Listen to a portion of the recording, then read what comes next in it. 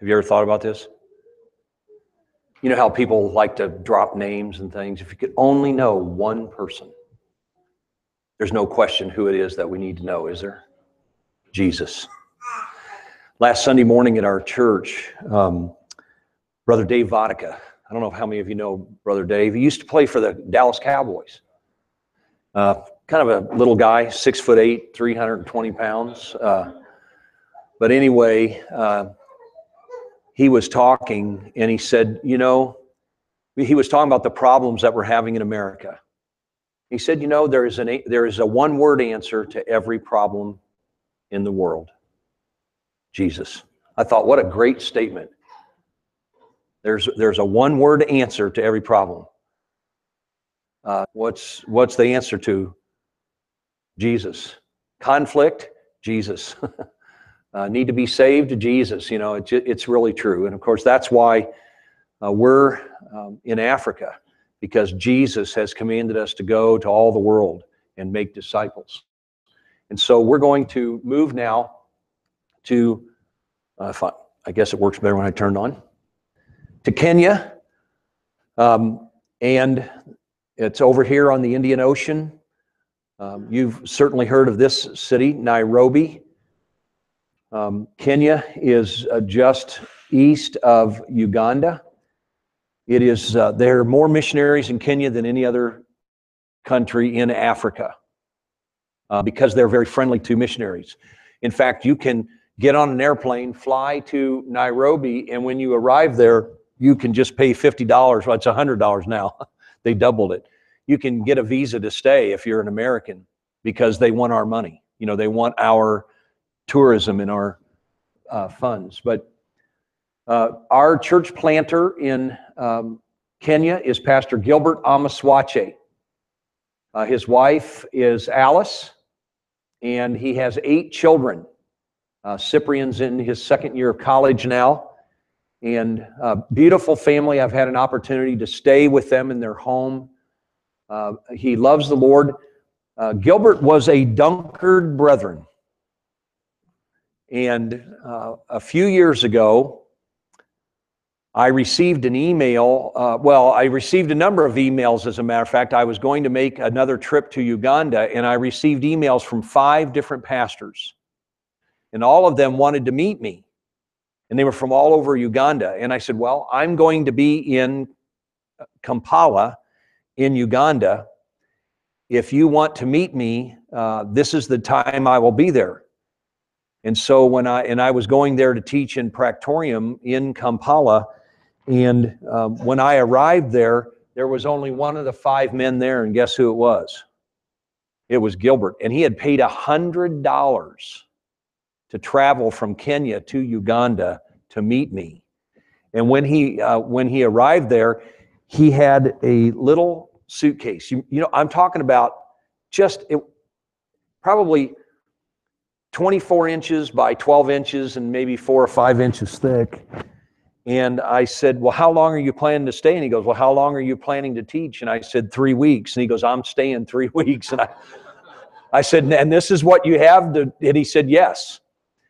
And so I got him a hotel room, really, real inexpensive. And he stayed for that 3 weeks, the entire time. He's been a pastor with the Dunkard Brethren for about 10 or 11 years at that time.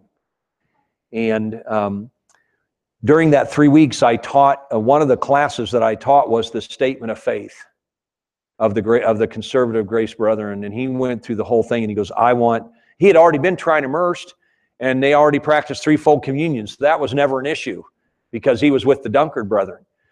But the issue was this: they don't train their pastors. They don't believe in formal training. It's kind of like, lay elders who just get up in the church and preach. And Gilbert said, look, I want to get further training. I want to be able to plant churches and have further training. And so he went through 3 of my courses during that 3 weeks that he was there in Kampala.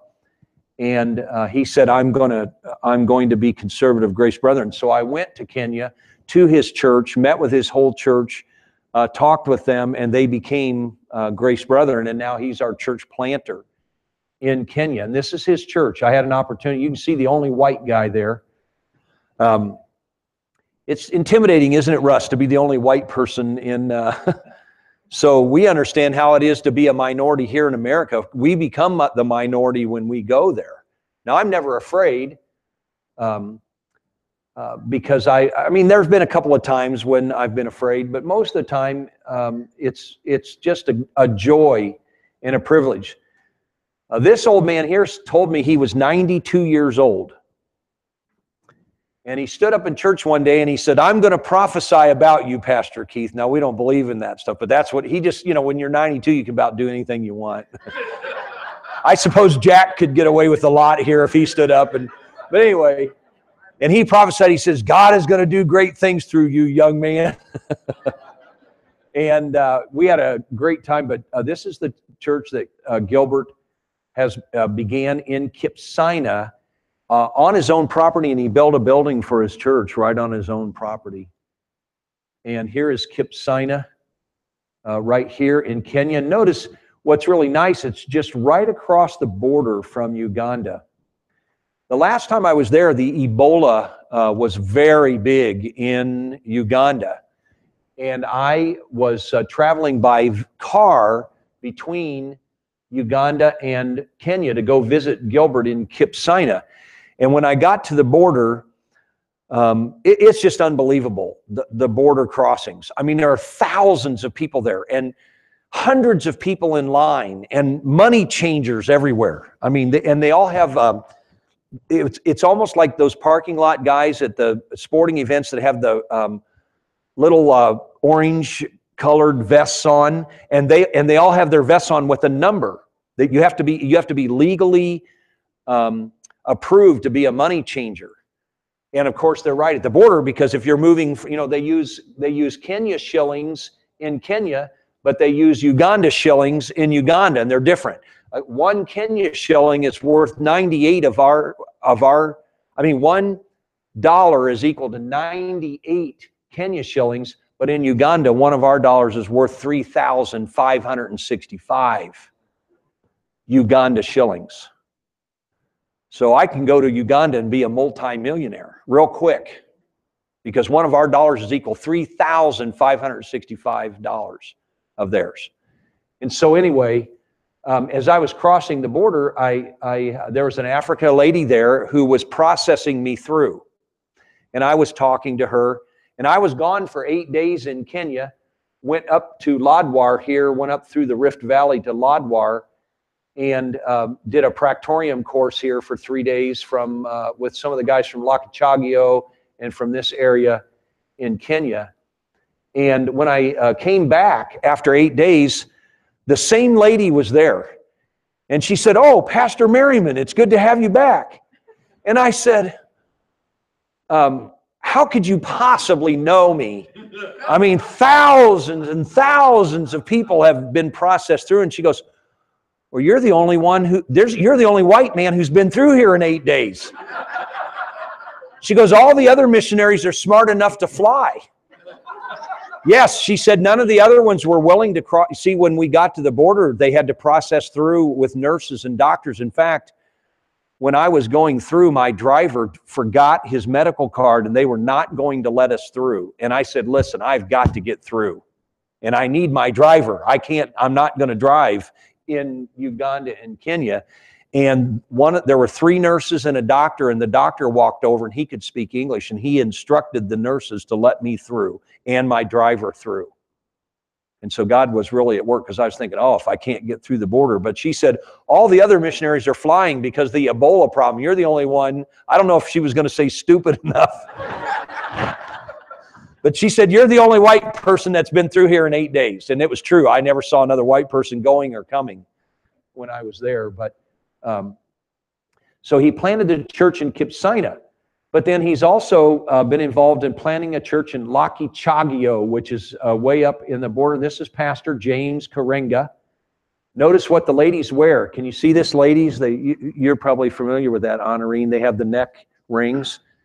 And Lakachagio is way up here. Oh, I could tell you a whole story. making the trip from Kipsina through Kitale up to Ladwar, Pastor Gilbert Amaswache said, hey, we need to go up there, and you need to go up and teach Practorium when you come. Let's go. Well, it was the stupidest thing I've ever done in Africa. I never asked one question. I didn't ask how long it took, what it was like. He just said, we're going to get on and I said, okay, I'll rent a van and we'll drive up there. Well, he didn't tell me it was through the desert. 9 hours through the desert. No places to eat, no filling stations in between. I mean, it was unbelievable. It was desert. I mean, it was just bramble trees and that was the most difficult trip I ever made. It took us 13 and a half hours, not 9 hours. And the light was on the van, on the gas. We didn't, had I known, I would have taken an extra gas can. I would have bought water. I just, he'd go, oh yeah, we'll just get in there and drive up there and we'll be there. And I think he said by bus it's 9 hours, but by car we could make it in 5 or 6 hours. And I'm thinking, okay, 5 or 6 hour trip. Well, I didn't put the videos in here, but it is through the Great Rift Valley. This is the Great Rift Valley, and it runs all the way to where? Does anybody know? Up into Egypt and up into Israel. That's right, Pastor Russ, the Great Rift Valley. And the road here is the road that when the ships come into the Mediterranean Sea and unload in Alexandria in Egypt, all of that's going down into southern Africa comes on this one main road. It was unbelievable. And while we were taking the van up there, I kept noticing all these 14 and 15-year-old boys with AK-47s. Machine guns, kids walking down the road all over the place, all through the Rift Valley here. And I said, what in the world is going on? And he said, well, the two main commodities up here are donkeys and camels. And the bandits, they were coming up into this area and killing whole villages and stealing all their donkeys and their camels. Just killing everybody.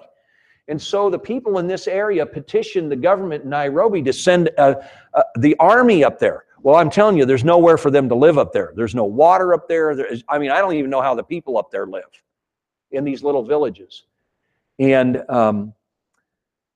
the government said, we can't do that. We can't put a whole garrison of army up there. So you guess what they did? They armed the villagers. They said, we'll give you all machine guns. Every village now, their young men all protect their own village and their camels and their donkeys from being taken by the marauders. Pastor Gilbert wanted to make a trip this year in the spring to go from here in the area of Kipsina up to Ladwar and then up to see Pastor James in Lakachagio. And I sent him the money to take the bus trip. That's a really, it was 9 hours by bus to get here. It's 13 hours to get up to Lakachagio. Well, about 3 days after he was supposed to have come back, I called him and I said, how did your trip go? He goes, I didn't go.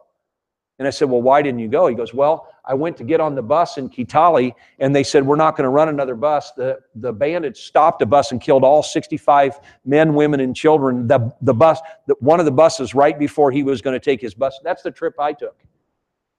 And he said 65 people were killed. And he said, I decided I wasn't going to take the bus trip. So I was pretty wise. And so that's how dangerous it really is in Africa. And I remember talking to Nancy once I got up here, and she goes, do you know that you're in one of the most dangerous places of all of Africa? And I said, no. That's why I said it was one of the stupidest things I ever did, not to ask a lot of questions before I made the trip.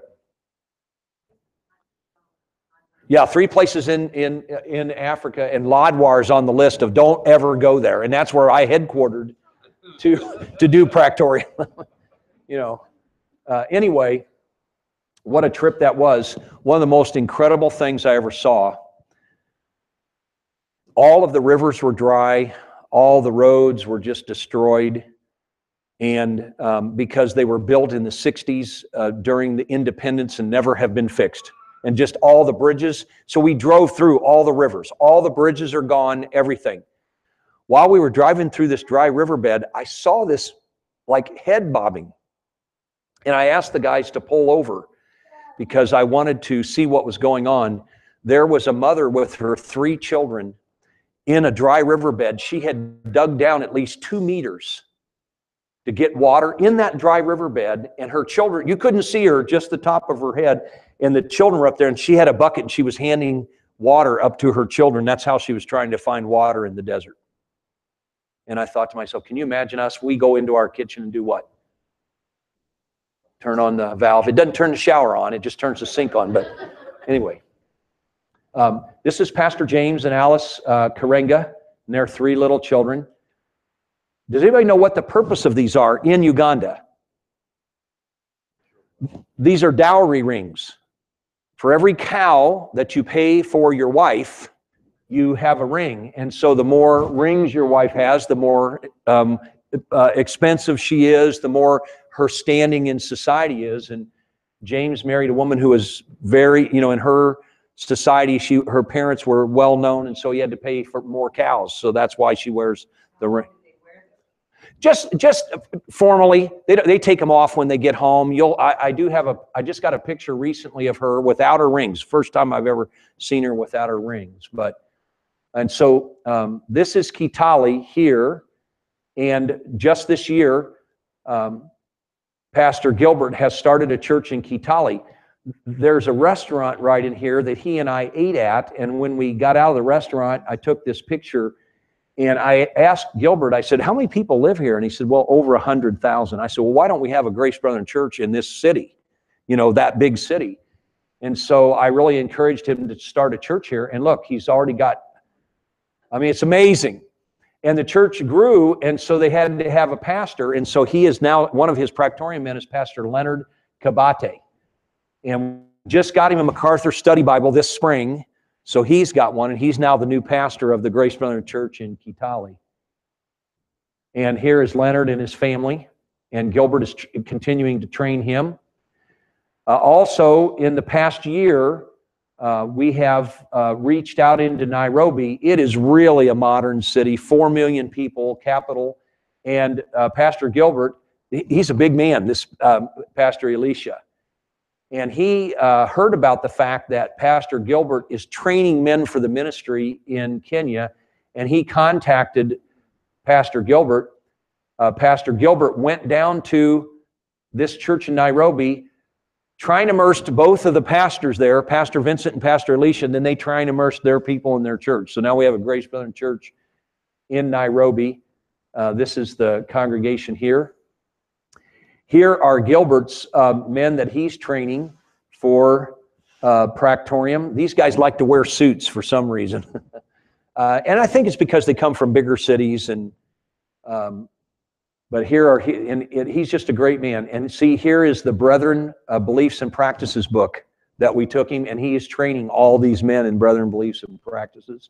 He taught them how to have threefold communion when he went after he tried to immerse them. Then he taught them how to have threefold communion. And so here's their first threefold communion service in the Grace Brethren Church in Nairobi. He has just started another church this year in Kimilili in Kenya. And here's a group of people. Here's Pastor Gilbert right here. And he just in the last month has now, another group has contacted him in Homa Bay, over here in this area of Kenya. And so just in the last year, 3 new Grace Brethren churches in Kenya.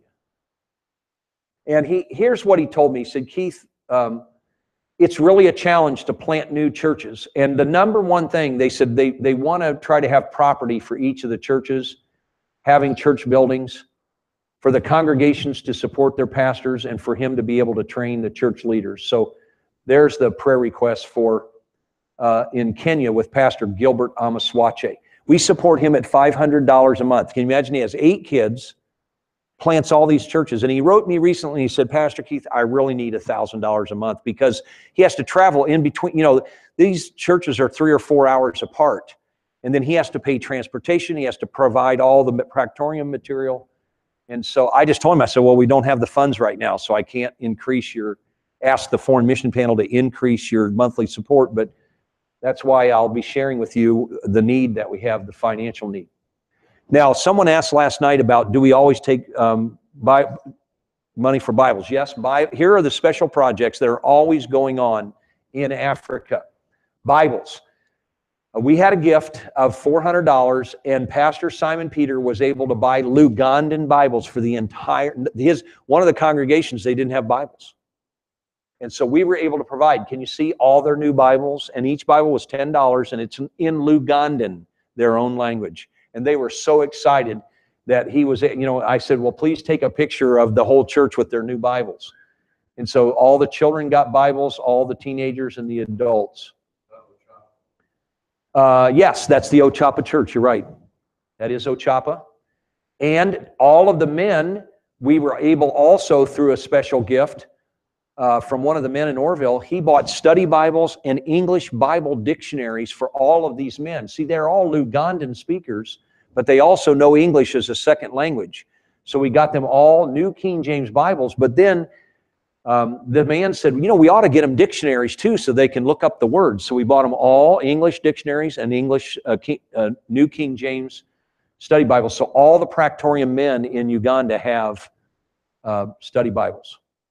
Then we were able to print with some money, some special, for the orphan ministry that Simon Peter has in Uganda, some children's material for them to study and learn about the Bible.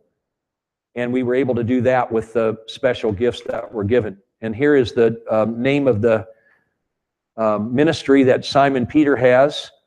Children in Need Uganda, Grace Christian Academy is what he calls it.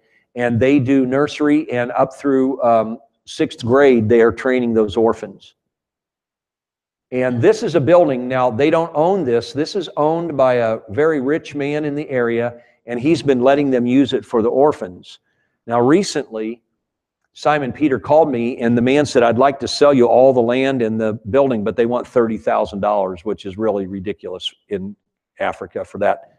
But I don't know, it's not, let me say this, it's not really ridiculous because the building here would probably cost about $25,000 if we were to build this. Okay, but a church could never sustain that. Their church, I mean, they live in the bush. There's no, Pastor Simon Peter told me that the offerings between the 5 churches is less than $1 a week for all 5 churches.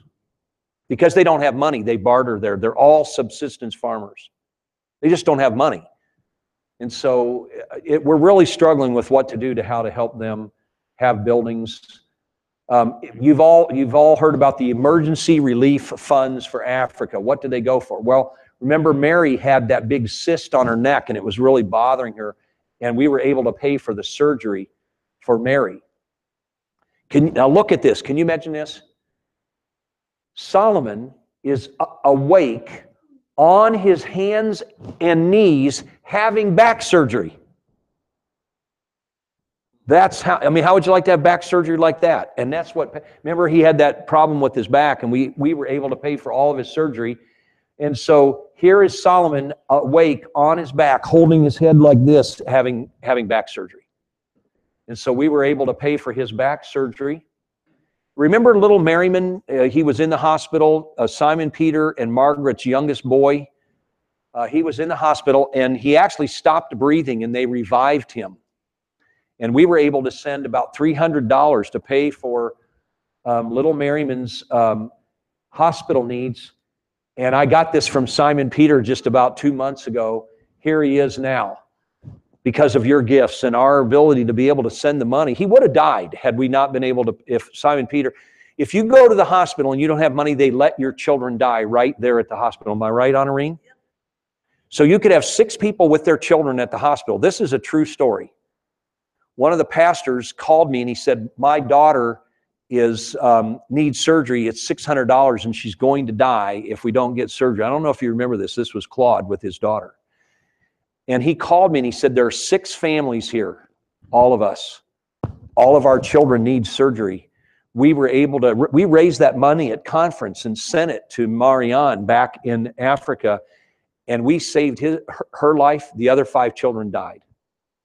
Claude said they did not have the money. They didn't have $600. And they won't give you surgery if you can't pay for it, and you die. And so, you know, that's what emergency relief. And we're trying to be very careful that we're using that money wisely for the church planters, their families, their children. But look at him today. Isn't he cute? Some of you, this is little Ezekiel, who, about 2 months ago, was in the kitchen and his mom was cooking a big bowl of rice and it was boiling, and he grabbed the bowl and pulled it over himself and burned himself. And, we were able to pay, we've paid over $1,000 for his hospital bills and medicine and everything. And guess what? He's going back to school Monday. But think about it. We were able to help this Proctorium student, Merriman, his son. But he is healing. It's drying up. And here he is, Merriman and a wife, and there's little Ezekiel. And so your gifts to emergency relief, that's what I use them for. And in 2016, when I was in Uganda with, or 2015, when I was in Uganda with Simon Peter, Margaret, every morning, his wife, was getting up at 4:30, and she would take two of the kids, the older kids, and they would take their water buckets on their head, and they would go a kilometer and a half, which is about a mile, to go get water every morning and bring it back from a stream. And Simon Peter, think of this, he's 40-some years old. He has never had electricity. He's never had running water, and he's never had a toilet in his life. Now think of that. And so as I was at his house, I came back to conference, and I was telling that story. And a family contacted me and said, we want to put a well in for Simon Peter and his family. We'll pay for the well.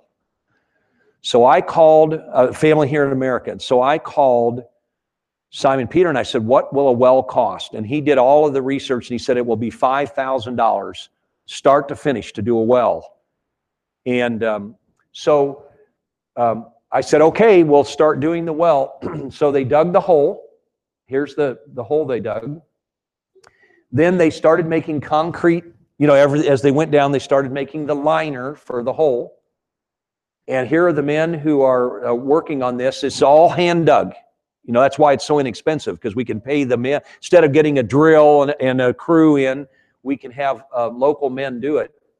And so they put these liners, they kept making them and dropping them down. And then they lined it, and then they put the bricks inside of it. And finally, the well was finished at about $4,800. That included the tower, the 2 storage tanks, the generator to pump the water, everything. And so for the first time, they had water in 2016. Guess what happened this spring? In April and May, the well dried up. And Simon Peter called me and said, we need to go down to at least 23 meters. And I said, well, what will that cost? And he said, $1,000. So I put out a plea for that we could go down deeper in the well. And a friend of mine called me and said, I'll pay for the $1,000 to go down. And so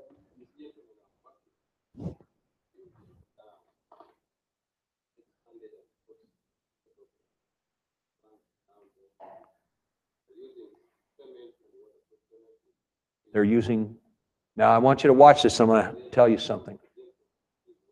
See what he's doing? What's he doing? He's taking handmade bricks, and why is he putting them down in that hole, 67 feet? Pardon me? That's right. These two guys have been digging wells for about 15 years by hand. Can you imagine being down in that hole, 67 feet?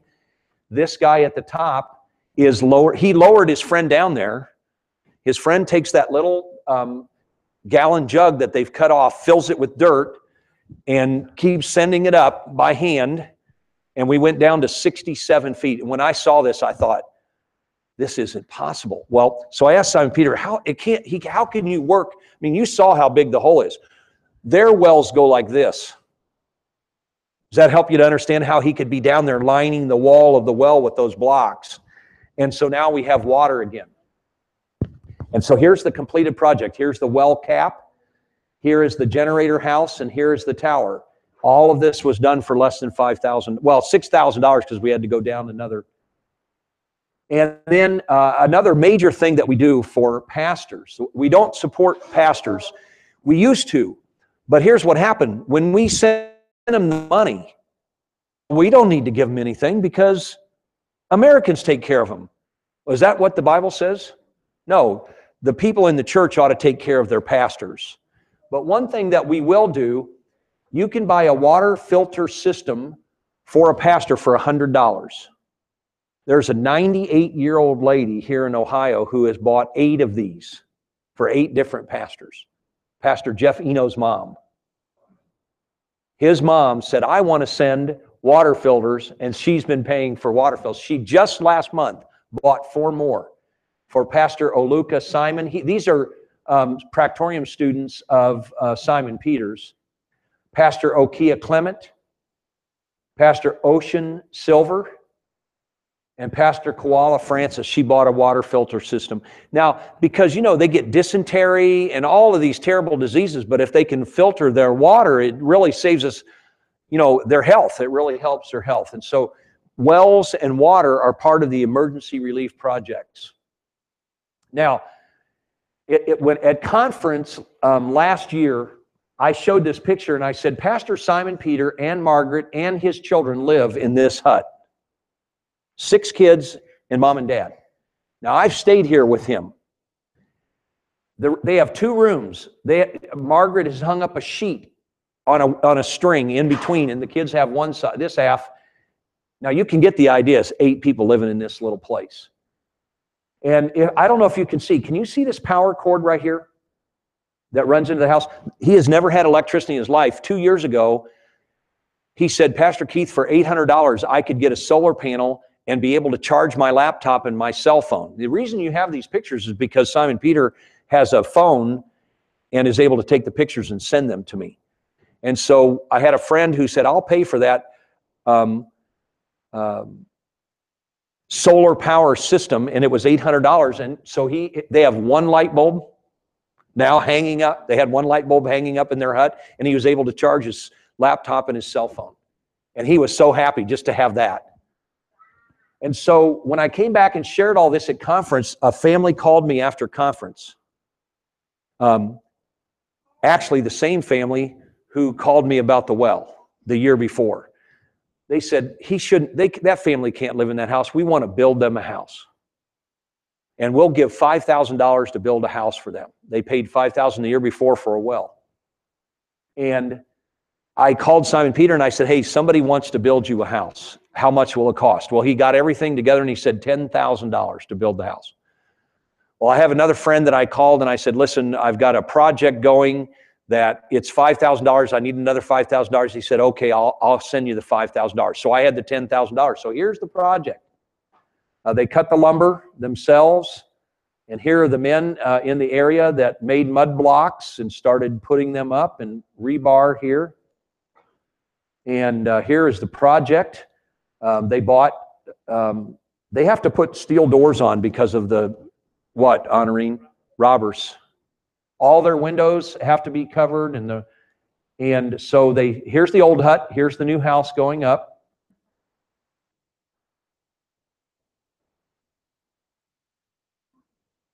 Isn't this amazing? Look at the roof, $10,000. Look at that. Can you imagine living in this? This is what you've lived in your whole life, and somebody comes along and says, but see, I believe God has honored these men because of their work for him. I didn't ask anybody to build him a house. All I did was, and I don't even know if I thought about it when I showed the pictures. But when somebody saw the pictures, they said, man, we want to do something for Simon Peter. Yeah, Margaret, she wants to say something. Look, they've whitewashed the house. This is their house now. And here's the plaque. Remember, this is where the old hut was. They've torn it down, and they've whitewashed the house. This is Margaret wanting to thank us in America for this house. Yeah, Margaret, she wants to say something. A word of appreciation.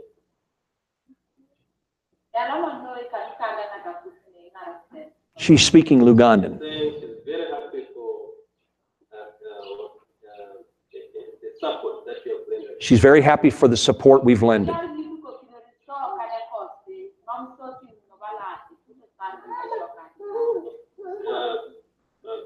the time we got married, we never expected that we shall have changes like that. From the time we got married, we never thought we'd ever have a house. I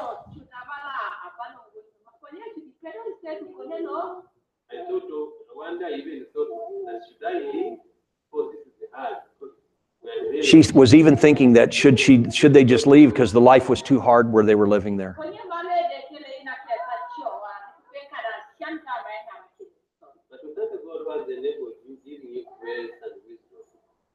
And she's thanking God that God gave us grace and wisdom to provide the house. May God bless you abundantly. May God bless you abundantly.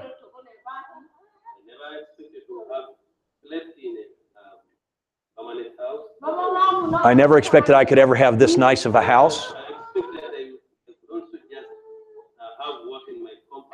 I could never believe I could have water in my compound. I used to walk for a long distance to get her water.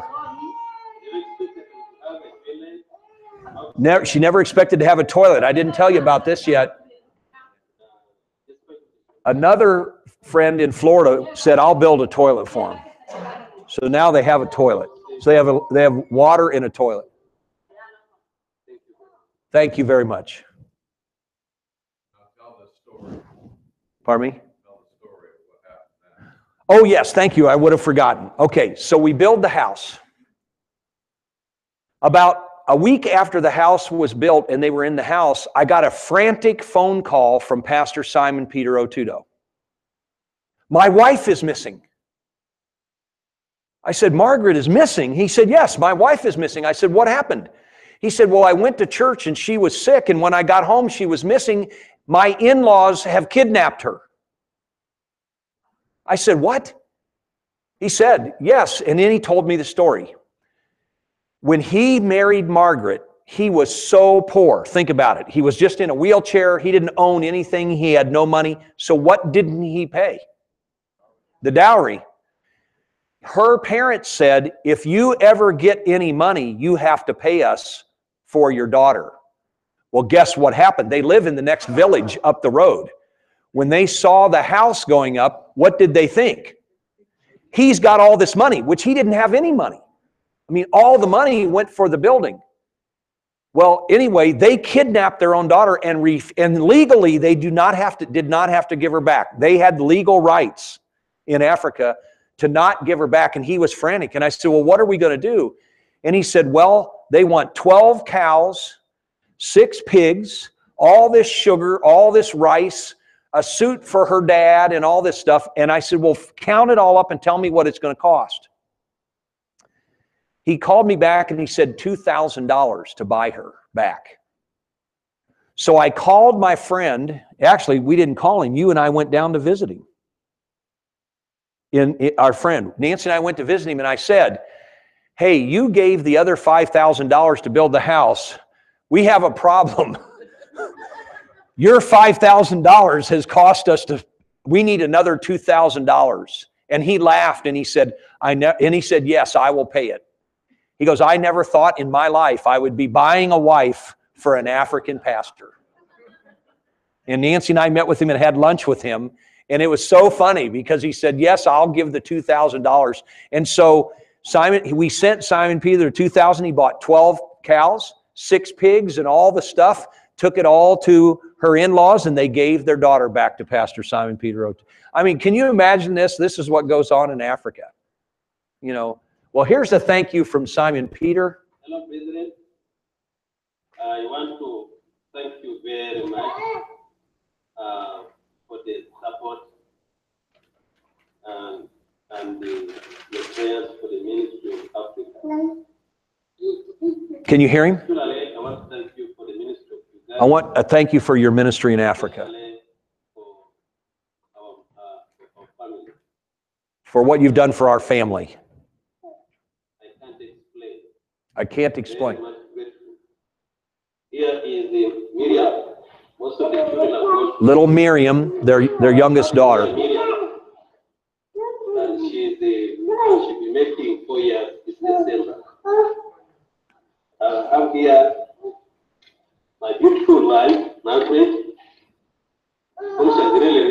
change, and I have here Merriman.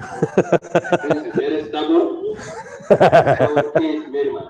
Do you know what his name is? Keith Merriman. This is what I never expected.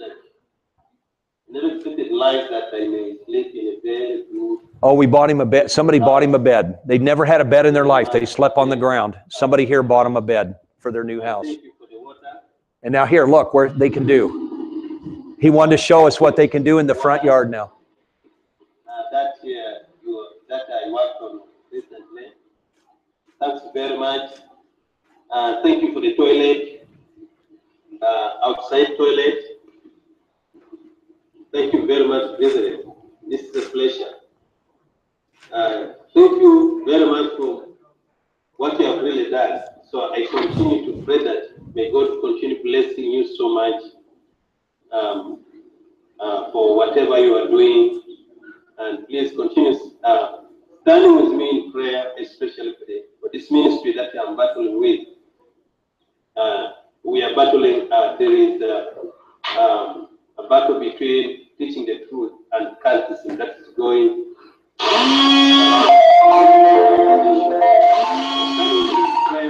I think his phone went off. He's talking about the struggle that's going on between teaching the truth and all the false teaching in Africa. Except that some few things that I need you to be praying with me. Like most of my pastors move longer distances. Some move more than 8 kilometers walking churches. They walk 8 kilometers to church and back. They're 8 kilometers there and back, some of these pastors, to get to their churches. So anyway, he just wanted to thank us for all that we've done, especially, for the house, the water. He has a toilet. And like I said, I didn't ask for any of these things, but God put it on the heart of people here in America to help provide these things. Here's our financial picture as we close. This year, our fellowship, we run on a fiscal year from conference to conference, not from January to December, okay?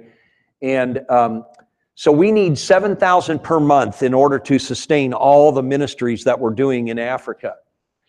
And if you think about that, 7 times 12 is how much? 84,000. The June giving was $2387.90. The July giving was $5102. August was $6510. September was $2719. And then last month, one of the men in our church came to me and he said, "Hey, I want to give you $5,000 to help make up this deficit." I showed this at our church.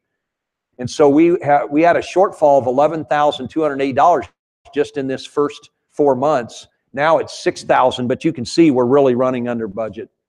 And I'll tell you, I mean, when you think of that's the investment to plant all these churches and to support the church planters, it's about a pay package for a pastor in a big church, and we're doing all of this. And so the CGBCI general fund budget for the Africa is $84,000. I want to thank all of you who have given and who are praying. These men are extremely thankful. I would say almost every time I talk to them, they thank us in America, and they thank me. And I said, "Well, look, I'm not sending you the money. Our churches are. All I do is just you send it to Steve, Steve send it to me, and I get it out to the pastors." And so here's what John wrote, the Apostle John: "Beloved, you are acting faithfully in whatever you accomplish for the brethren." Notice it was a brethren church there too. "And especially when they are strangers. And they have testified to your love before the church. You will do well to send them on their way in a manner worthy of God." These were church planters in the first century church. "For they went out for the sake of the name, accepting nothing from the Gentiles." See, our men are not working in like Solomon, Raymond. They're not working secular jobs. They're not counting on others. They're asking the Lord's people. And so here's what the conclusion is: "Therefore, we ought to support such men so that" what? "We may be fellow workers with the truth." You see, What's happening there is really because of you. Do you realize that? You are the fellow workers with the truth. You're making it possible for Solomon to live in Yaoundé and plant churches. You're making it possible for Roger to live in Kampala and plant churches. You're making it possible for Gilbert Amaswache to live and Simon Peter to live and to plant these churches. And so we are fellow workers. We're part of the work. And I believe that when we get to heaven and we are at the Bema and we stand before Jesus Christ, He's going to say, look at the work you did in Africa, and here are your rewards for what took place. Why? Because we are fellow workers with the truth. And so thanks again to everybody. We had an Africa trip planned for January 5th to travel to Germany first, then to Egypt, from Egypt down to Nairobi, to Kenya, then to Tanzania, then to Uganda and Rwanda.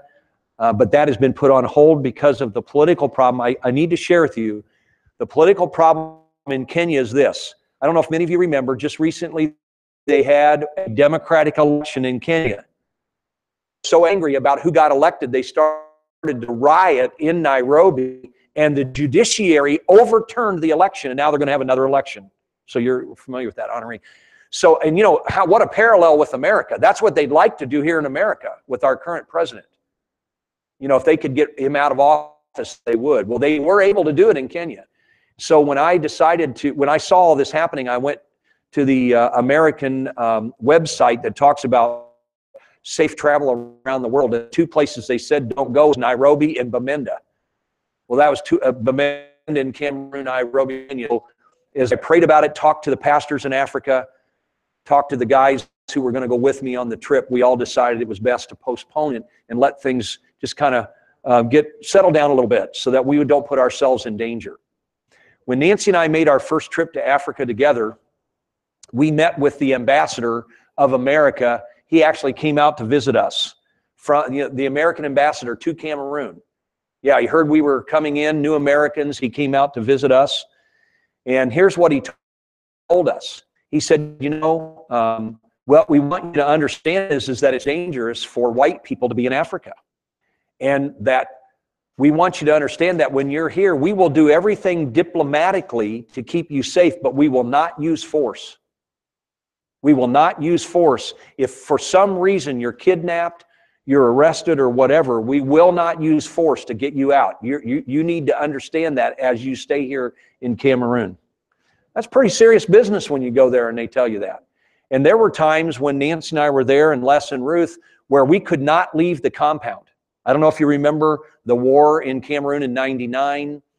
There were some political problems in 95, in 96 and 97 in Cameroon, and they said no white people should be anywhere in the country. For 3 days, they quarantined us.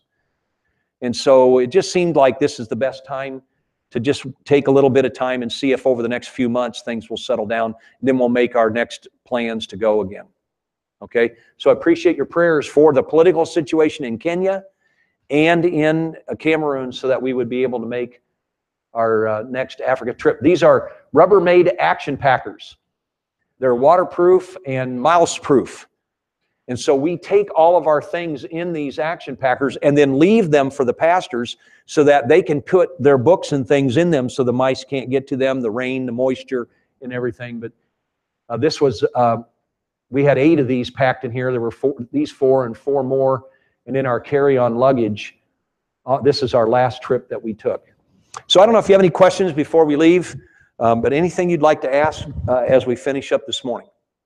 We'll give you a mic and let you ask some questions. Now, you had talked about Raymond Olinga, and we're decreasing support for him, but there is a compensation that he has that we built him a house. Yes. Some years ago, yes, we have... all of the guys, it's really interesting, this year have contacted me and said because their practoriums are growing and they have to do more travel, even Pastor Raymond travels to go to Damaco and to Bertois to train his men. There's an expense for that. And then he has to also have ink and paper to make the syllabi. You know, when he does every class, he always, and it's to do You saw how many guys he had, like 15 guys. For him to do one course, for him to do one semester of just the syllabi, it's $300 just for the ink and the paper to make for 15 guys. It's very expensive. It's way, we think ink is expensive here. It's way more expensive than in Africa, ink and paper. It's ridiculous. You wouldn't believe it because their economies are so much lower than ours, but ink and paper there is very expensive. And so probably if I were to redo another budget, it would probably be closer to $10,000 a month than it is $7,000. If we were to really, see, we have 3 other church planners, Godfrey, Pastor Martin. They're planning churches and they're really struggling because they're just doing odd jobs on the side. Martin is an electrician and it's hard for him to get work. Godfrey is a farmer. And I can tell you, on the trip that I took Craig and Sarah Noyce with me, Craig and I interviewed every single pastor and every Practorium student. Craig would sit there with his Mac and record everything, and I would ask the questions. He'd record all the answers. And as I sat down and talked to these guys, those guys, most of them are subsistence farmers. That means that they live on what they grow. And if they don't grow it, they die. And so I said, well, how many hours a week do you spend on your farms? And they said from sunup to sundown, 6 days a week. And I said, well, when do you guys study? And they said, well, Sunday morning before we get up to preach. I mean, it was just horrible. And I said, well, how do you study for Practorium? Well, they kind of take a sabbatical during a time when they don't have to farm, like we have a little time in between harvest and everything. They would have time, and that's when they would get in their Practorium courses. And so the men who want to be church planners, like Solomon said, boy, if we could even send Pastor Martin $100 a month to help him plant this church in Yaoundé. And I said, well, right now we can't even say we can send you guys your money, let alone add anybody else. And so you could see how this is just exploding in Africa. We have a 2-pronged goal: plant churches and train men. You cannot have strong churches without what? Well-educated men. And we don't do these little 6-week courses that they're doing in Africa in many of the denominations. They'll bring guys in for 6 weeks, give them a diploma, and call them a pastor. We still have 4 years of training to get these guys through, and some of them are taking 6 and 7 years because they can't do it. They have to work in order to live. And so that's a good question. We really need to consider if the Lord would provide that we could help. The 2 men that I'm thinking of, Godfrey and Martin, are both trying to plant churches now. And like I said, Godfrey has planted the church in Syria, are continuing to help plant that church in Syria that Roger planted with the Pygmies. And they'd like to reach out to more areas, but it's expensive to do it, to travel, to have the materials they need. So, all right, any other question?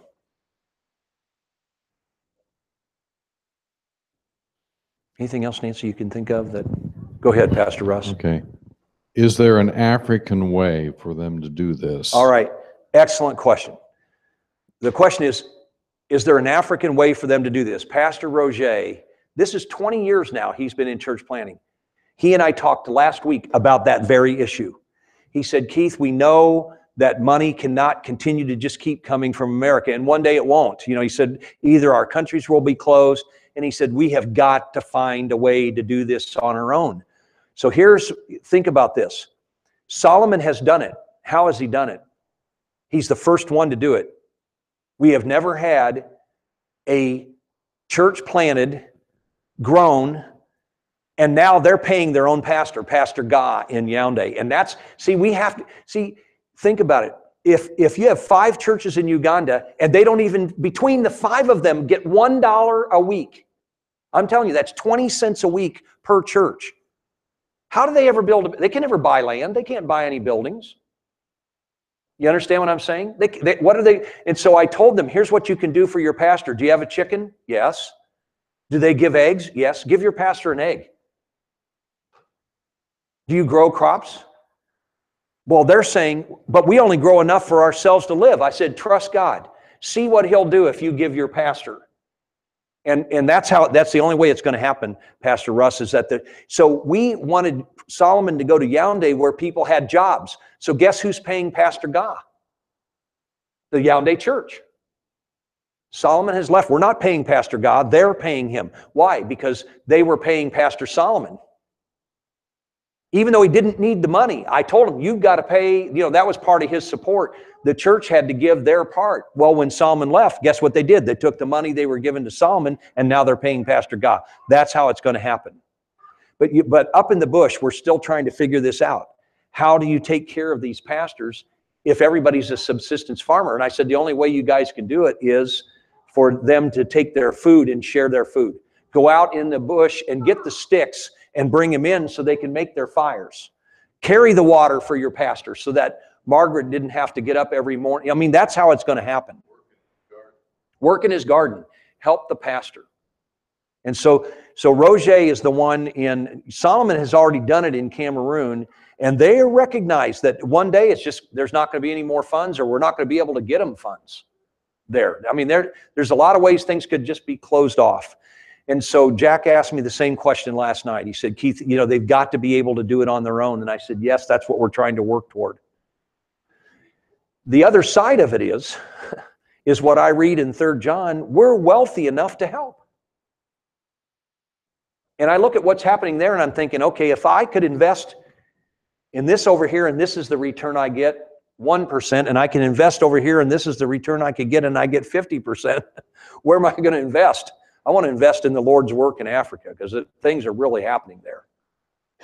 But please pray that we're able, and every time I go, it's one of the issues that I deal with as I talk to the pastors in the churches. When I preach in the churches, I preach about they need to take care of their pastor, and here's how you do it. If you have bananas, Honorine or Margaret, one of you saw the banana trees at Simon Peter's. Well, hey, look, plant your pastor a mango tree. Plant him a plantain tree. Plant him a banana tree. Like somebody said, go in and work in his garden. Do something. Give him a chicken. If you have chickens and you get more little chickens, give him a chicken. Whatever you can do. You saw how skinny Simon, they don't eat a lot.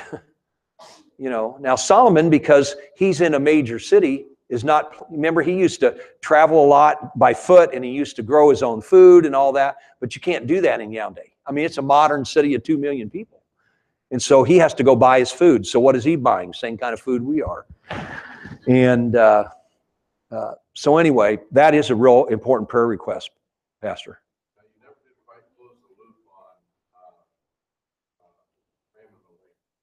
Raymond. Okay. Yes. Because we have built him a house, we do not, one of the major parts of these guys' support is their rent. Like Roger's rent is almost $400 a month because, see, if you live in the capital city, you have to pay the price of it's like anywhere else. The prices are higher. In fact, they're about 4 times higher than out in the bush or in the villages. And so Solomon's rent is almost $400 a month. Roger's rent's almost $400 a month. And then you think Roger has 4 children. Solomon's got 5. Solomon's got 5, and so he's feeding 7 people. And so most of the money goes for food and rent and utilities. They buy what we call propane tanks, gas bombs they call them, but they use propane. And so he can't go gather sticks anymore, Roger or Solomon. They used to when they were out in the bush, but now they can't. And so now we have to pay for, and they all have electricity and they have internet just like we do. And I told them they need to have that, because I need to be able to contact them. We talk. It's really great. I contact them mostly now through WhatsApp, video calls through WhatsApp. I used to do Skype all the time, but they all can do it on their phones now on WhatsApp. And so, but that's like $60 a month, just like it is here. In fact, it's very expensive in Africa to have regular internet service. But that's how how do you think I get a lot of these new pictures? Well, they come over through email or through WhatsApp or whatever from the men. And so, and they all have cell phones, and they all have, they have to have transportation is expensive in Africa. And so Raymond, because he's training so many men and wants to travel, we have been trying to reduce his support and ask the churches in the East in Cameroon to make up the difference. And they're only giving him just a little bit. I mean, they're subsistence farmers down there too. That's what they all do. There's no industry. Did you see? I mean, except for in the major cities, that's where the industry is. You know what? But in all these villages, what did you see? Did you see any businesses or anything? They're just little roadside places, you know. And so with Pastor Raymond, he asked me a couple weeks ago, he goes, could I get my support back up to what it was? They're all asking me, what they'd all like to do is have some kind of business where they could generate income. But over 20 years of trying, here's what happens. What if you let a pastor start a business, guess what happens? Business becomes their priority, and making money then becomes their priority. And we found that doesn't work. And most of them are not good businessmen. Solomon is not a good businessman. He's not. We tried several businesses with Solomon, and they all failed. Because he's just not a businessman. It's not a bad thing. He's a gifted man. You know, and I told Solomon, so here's what I've told the pastors and the church planners. It's the people in your church who need to start businesses. They need to learn how to do businesses. And there's a lot of organizations in Africa helping villages to do that very thing. I've met them through the years. You know, in my travels through the years and staying in places, I have met these organizations and the people who run them. And they are there to help them learn how to start cattle business or sheep business or pig business. And we've tried all those things. We tried a pastor having a pig business, and guess what happened to his pigs? They all got a disease and died. We bought him 10 pigs and thought we'd try this. Let's try this. And they all got a disease and they all died. And our whole, you know, I mean, that can happen. I have no idea. They got sick and died. My brother-in-law used to raise horses, and all 8 of his horses died at one time. He got bad grain.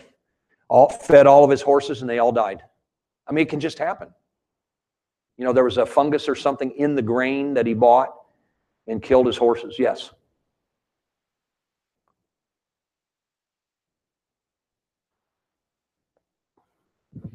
They're older children. When they grow up, do they go out and get jobs, or do they move away and okay. make a life there? This is a really excellent question. You know, Solomon's Peter and Keith David are both in college now. Peter is in his 4th year of medical school. Keith is in his 2nd year of technical school dealing with computers. And this has been a big problem. We only allocate, one of the big expenses for these guys is school for their children. And what has happened is, you can imagine, when they go to college, they all want us to pay for them to go to college. And I just told them we can't do that. I said, we can't do that. We can put so much in your budget. Well, here's their argument. Both Raymond and I have had this discussion, Roger and I have had this discussion, and Solomon, because their children are getting up now. Raymond has a daughter who's now starting college this year. Gira or Persis, one of the 2 daughters. And let me tell you, okay, so they started college. Well, when Peter, he was the oldest. When Peter, Solomon and Mary's oldest son, started college, I just said, look, we can't pay for it. Well, one of the families in our church paid for his 1st year of college. Now, it wasn't a lot. It was, I think, $1,200 or $1,500 for him to go to college. And so this couple in our church paid for him to go to college the 1st year. But they weren't willing to do that the 2nd year. I don't know. I don't ask people why you don't. Just, if you want to do something, fine. Well, the 2nd year, there is a nurse in Phoenix, Arizona, who is a good friend with Pastor Solomon. She and her husband decided they would put Peter through college. And so they're sending me $300 a month to put him through college. Medical school. So that's how Peter's going to medical school. Keith David, another family, helped him last year go to college. And then another family this year helped Keith David to go to college. Well, Raymond called me last year and he said, my oldest daughter wants to be a doctor. And these kids, I mean, these kids are, Peter, obviously, he got a full scholarship. The money that's going to Peter is not paying for his tuition because he got a full scholarship to go to school. It's paying for his computer, all of his rent, his food, you know, a room and board. And so Raymond called me and said, you know, my daughter, I think it's Jira, she's brilliant. Just like Elizabeth is smarter, Solomon says, than all of his kids. She wants to be a doctor. And that's exactly what they're telling me. They said, look, if our kids can go to school and go to college and get really good jobs, they can support us as they get older. And I said to Solomon, but what if they're not really believers? What percentage of kids don't, once they're out of the home, what percentage? 70% of our kids who profess to be believers in our churches, once they get out from our churches, no longer follow the Lord. And so there's no guarantee that Peter or Keith, now I know both of those boys personally, I've known them their whole lives. I mean, since they were born.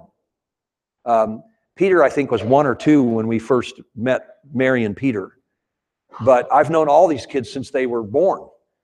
And from all intents and purposes, they're believers. But there's no guarantee. We could put them all through college and they go off and start making money and they don't give their parents a dime. I mean, we don't know. Now, the tradition is they would. Traditionally, right, Honorine, the children would take care of their parents. And that's what Solomon and Raymond and Roger are telling me. Listen, our kids have got to go to school. So if the support stops, at least they will have good jobs. You know, when I say good jobs, it's really amazing. Some of the doctors that I know that are believers there, that work for the government, they may make, I don't know, $600 a month as a doctor. And they may not get paid if they work for the government. Am I right? I mean, I've met doctors who haven't been paid for months. I've met teachers who haven't been paid for years. And I asked them, why would you keep teaching? They said, well, if we leave, we'll never get paid. We're just hoping. I met one group of teachers in Cameroon up in the Northwest. They had not been paid for 2 years. And I asked them that question, why would you continue to stay? Well, if we leave, they'll never pay us. You know, the government's done with you. So they say, we just keep staying. I said, well, how do you live? Well, they kind of help each other. I mean, it's horrible situation. So the answer to your question is yes, that's what they're hoping, that their children will grow up and have good jobs and will be in the church and support, you know, them. That's what they're hoping. But whether that happens or not, we'll see, I guess. Yes. This is a lighthearted question. Are Solomon's sisters as active as Solomon? Yes. Yes. Julianne is one of the best chefs that you could ever meet. Her ability to cook and display food is fantastic. I mean, she could rival anybody I've ever seen on television. Nancy has eaten her food and seen, I mean, if you saw that bush meat that we did, Julianne did all that display of all that meat cooked and everything. Well, anyway, I didn't show you the picture, but just this year, they have built a little restaurant out in front of their house. But they don't have any money to get, I mean, to start a restaurant, you'd have to buy food and equipment and all that stuff. And they've been saying, couldn't somebody help us to start a restaurant? Well, the problem that we've had is, I have had many people in America help to start businesses. We've done computer businesses. We have done copying business. We have done a grist mill business. We've done motorcycle business. We have tried, and everyone has failed. Every single one over 20 years. Everyone has failed. And so I just am not, I don't want to ask you to invest in somebody in America to invest in something that I have no belief that it's going to go. I guess that's what I'm saying. And so they want to start this restaurant, and they've actually kind of built this. It's just a little stick building. You know what I'm saying? Very minimal. And there's nothing in it but just the little shack that they've built. But they're saying if the money ever stops coming from America, Julianne is good enough to run a restaurant and I don't know, having a restaurant in a bong bong in a town of 3,000, I just don't know if they could make much money. The motorcycle businesses that we had, because the roads are so bad, They couldn't even make enough money to maintain the motorcycles that they had. If a sprocket broke, if a chain broke, if got a flat tire and they needed a new tire. See, in Africa, you live from day to day. That's how you live. See, we don't know anything about the Lord's Prayer. Our Father who art in heaven, hallowed be thy name, thy kingdom come, thy will be done on earth as it is in heaven. Give us this day our daily bread. None of us in America know anything about that. We got bread for the next month in our cupboards. We don't know about anything about living. Well, will I eat tomorrow? You know, I remember when Solomon used to tell me they ate once a day and didn't know if they were going to eat the next day before we started supporting them. And he was that little skinny thing, you know. And we don't know anything about that. We don't understand. I mean, practically I'm talking about, I don't know anybody who has to pray today for the bread to eat today in America. But they do in Africa. That's how they live. And the other thing is this. Their financial picture is nothing like ours. They depend on each other. We are independent as Americans. We earn our own money, but everybody there is dependent on everybody else. And so if I don't have something to eat today, I'm going to give half, or my neighbor doesn't have something, I'm going to give half of what's going to feed my family to this family over here so they can eat. That's how they live. And so it's very difficult dealing with them with finances. And so, did I answer the question? I mean, it's a whole different way of thinking. And I've had to really deal with this because I just dealt with this recently. I don't remember which pastor. Somebody was sick and it was Pastor Simon Peter Otudo. Margaret's uncle died. Now think about this. Because they know that Simon Peter gets money from America, guess who they expected to pay for the funeral? Simon Peter. And guess who paid for the funeral? He took his own money of his support to feed his family. Isn't that right? Am I right, Honorine? This is how it works. And he took his money. And when he called me and wanted more money, I said, no, I'm not. I've told you guys, we can't do that. We can't bury everybody in Africa. And so we had this long talk for about an hour. And he said I got through to him because I said, listen, I said, Simon Peter, here's what the Bible says. Let your yes be yes and your no, no. If I send you $500 to put food in your children's mouth and to give you water or whatever you need to do, and you spend it for something else, you're lying to me. Now, they don't think that way in Africa, but biblically, that's the truth. I told him, I said, you said this is what it's for. And you cannot take that money to feed your family. I told him that. And he said, you know what, Pastor Keith, I will never do that again. Because I told him, you're telling us when you write a budget and give it to me and I give it to the Foreign Mission Panel and then I come and show you guys these slides and I say, this is what we're doing with that money. That's your word to me that you will do that. And I said, Simon Peter, it is not your responsibility to bury everybody in your family because you're getting money from America. And we just had this conversation in the last month. And he assured me, he said, Pastor Keith, I will never do that again. I understand what you're telling me. But you see, they don't think that way. The normal way would be, if you've got it, you just have to give it. Pastor Raymond and I, years ago, went through this whole thing because we had the same problem. You remember, Nancy, he'd call me, I would send him his money, and 2 weeks later, he'd call me and say, hey, I'm out of money, I need some more money. And I'd say, no, I'm not going to send you any more. And I love these guys. They're my really dear friends, but I've learned I cannot fall into this whole thing of you can do whatever you want with your money and we'll send you more money. And so I'll tell you what happened with Raymond. It was incredible. He said, Pastor Keith, if you put me under that yoke, don't ever send me any more money. That's how powerful the African. And so I said, so we came to a compromise. I said, okay, Raymond, I will send you your support. What you do with it is up to you, but I will never send you extra money if you use it for something else. If you feel under your conscience you can't operate that way, then I just want you to know I will send you the funds. This is what you say you're going to use it for, to feed your family, to buy clothes for your kids, to put them in school. And so it's just it's a very difficult situation, but I've made it very clear and I've stuck to it. We're not going to send you extra money if you use it for something else. Solomon called me one night. You remember this, Nancy? He was at Bible study late. He walks out of the Bible study and a car comes and runs this little boy over. He's laying in the street. No one came. Solomon said there were all these people around. No one came to help him but Solomon. Well, I can tell you why. Why do you think? Because of the cost it would take once you put your hands on that boy. Now you're responsible. Am I right? Okay. And so Solomon went to help him and he called me. He goes, oh, we need $300 right now for this little boy. And I said, Solomon, I said, I understand your love for this. You saw, and he actually saw the boy get hit on the road.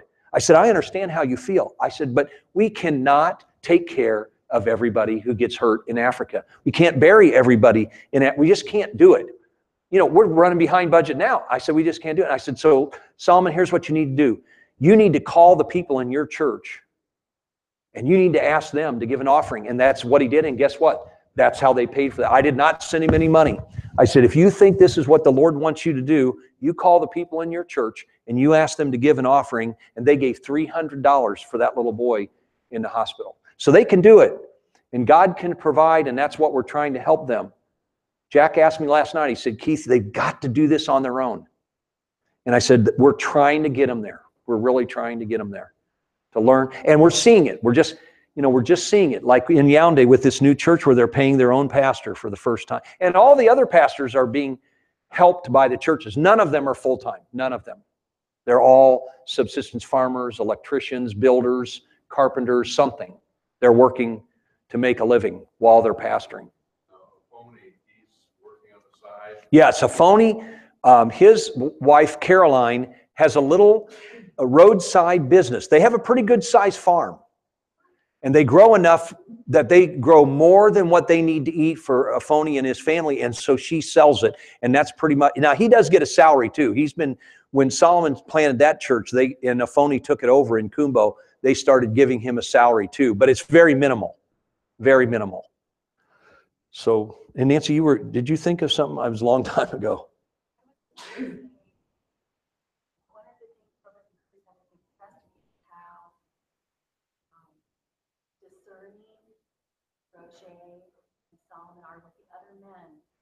Oh, yes. Now, I think you're talking about that they know way before I do who is really reliable and who is not. Yeah, they both,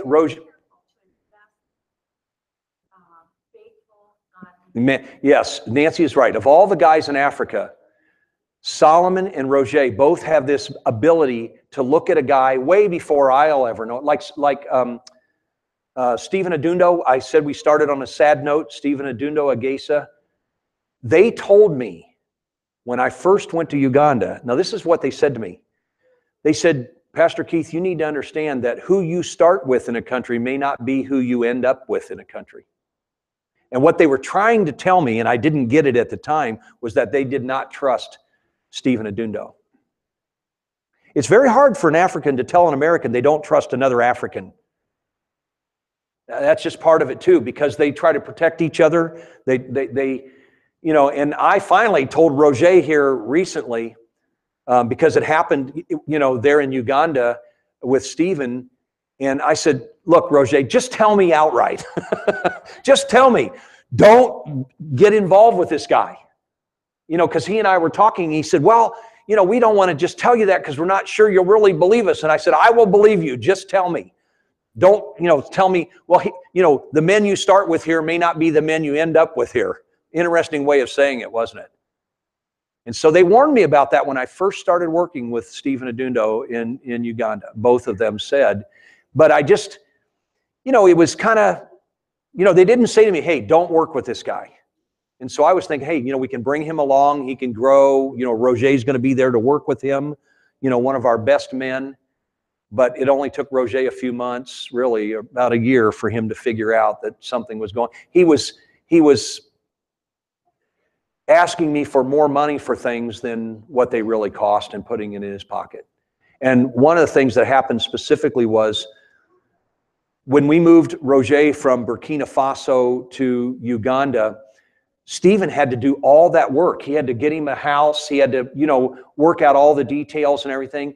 And he said, well, this is how much the rent is for the house. And so I sent it to him. But when Roger got there, he found out from the landlords that wasn't the rent, that he was taking part of it and putting it in his own pocket. And then he was not faithful in even coming to teach his Wednesday night Roger at his church. He was the pastor of the church, and he wasn't even showing up because Roger was there. So he just thought, oh, well, Roger can just do it. And he was out doing something else. And then he wasn't coming to his Practorium classes regularly either. He might make 1 or 2 of 4 or 5. And Roger just finally said, hey, Pastor Keith, we can't continue to work with him. Any idea what the population of the pygmies are in Africa? I do not know, Dave. I don't. Yeah, that's a good question. Like I said, the pygmies, I think, are the Bata tribe. And so they're actually a tribe of, little people, but they spread all across the equator. CAR, and right? You guys have them in CAR and other places too. And I just praise the Lord that, we have a ministry with them now. It's just really exciting to see that God's working in their hearts. We were 75 years in CAR before we even reached them. Right. Well, anybody here next year, it will be Roger and Julie. Solomon and Mary have been here, and Solomon's been here 6 times or 7. Mary's been here a couple of times, I think. Twice, I think. And but if I could have anybody come, it would be Roger and Julie. I'd really like for you to meet this man. He's just a brilliant guy and trustworthy and an excellent teacher and preacher. And so we'll see how the Lord works everything out. Yes. The different offerings you talked about, if we give toward Cameroon, do we break it down? If you want to. What we've asked people to do is it's best to give to the general fund, because that way, if somebody's short in one area, it's not designated money. We can use it where it's needed. But if the Lord lays it on your heart that you want to send Bibles, just mark it Bibles and send it to me. Or, we get a number of gifts toward emergency relief. All these, like Ezekiel and little Merriman and things like that. Those are things people really want to give to. The problem is that you can see if I run short and everything's designated, I don't have the money to send them their support. And that's why I said, up to this point, God has always provided, usually through some special gifts. Like I said, that man gave me $5,000 at our church.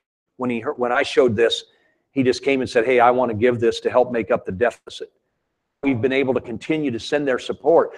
And that's why I said, but if we didn't get those special gifts by January, we're going to not have enough money. Whatever those monthly amounts would be, whatever I got, that's what I would send.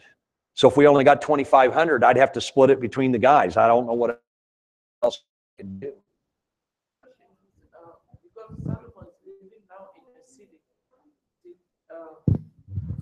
Did their kids can find job somewhere to do before school? If they finish school, then they have a job beside that to do so they can help them. All right, Honorine is saying, like Solomon's children, because they're getting older, at least Keith and Peter, one of the problems is they're both in college, and so they're studying. I mean, Solomon tells me that that's all they can do.